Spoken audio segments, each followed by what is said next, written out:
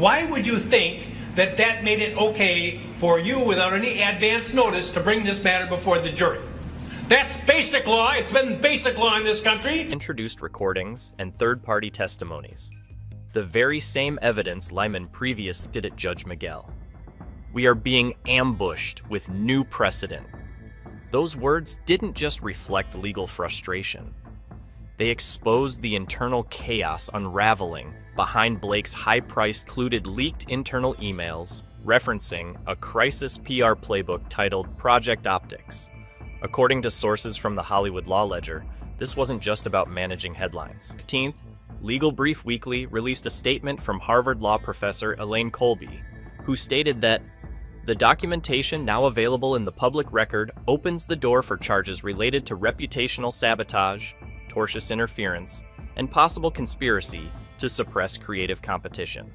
Her interview cited Section 230 limitations, which the entertainment world is reeling after a series of shocking revelations have completely upended Blake Lively's carefully curated public image.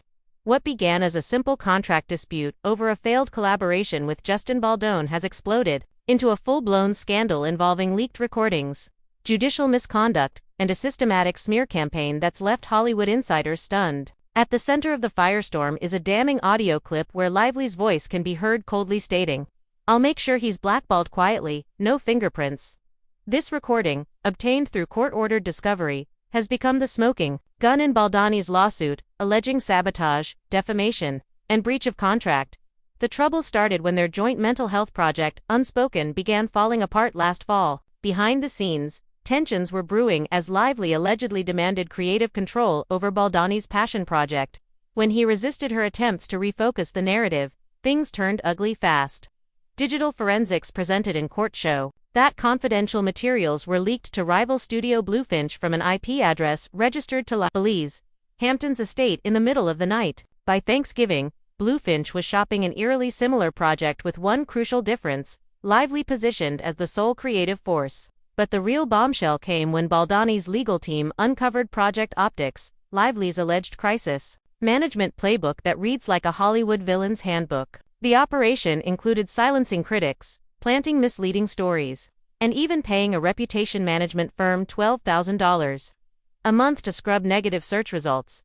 Perhaps the most disturbing element is the coordinated smear campaign against Baldoni. Leaked Slack messages show Lively's team discussing how to release anonymous tips, labeling him a false feminist to gossip outlets. The messages were timestamped just days before Apple TV Plus mysteriously pulled out of their deal. Even more damning is the Greenlight kill folder discovered in Lively's deleted of internal sabotage. Among the most explosive findings was a Google Drive folder labeled Greenlight kill folder, which contained internal approvals, leak non-final scripts, and amplify online sentiment questioning Baldoni's integrity. iCloud backups, which contained step-by-step plans to tank Baldoni's reputation while making it look like his own doing. One memo chillingly stated, "If we kill the deal quietly, we kill him publicly." The level of calculation revealed in these documents has left even seasoned industry veterans shocked. The scandal took an even darker turn when questions emerged about judicial corruption. Judge Louis Lyman, who initially dismissed Baldoni's key claims, failed to disclose that his brother had financial ties to Orion Talent Group, which represented Lively in multiple deals. The appellate court's scathing reversal called out willful disregard for judicial ethics and referred Lyman for disciplinary action. Now the case has landed in the hands of nonsense Judge Teresa Miguel, a former federal prosecutor known for taking down celebrity cover-ups. In just her first week on the case, she's ordered forensic analysis of Lively's devices, reinstated all claims, and subpoenaed a Netflix executive identified in the explosive recordings.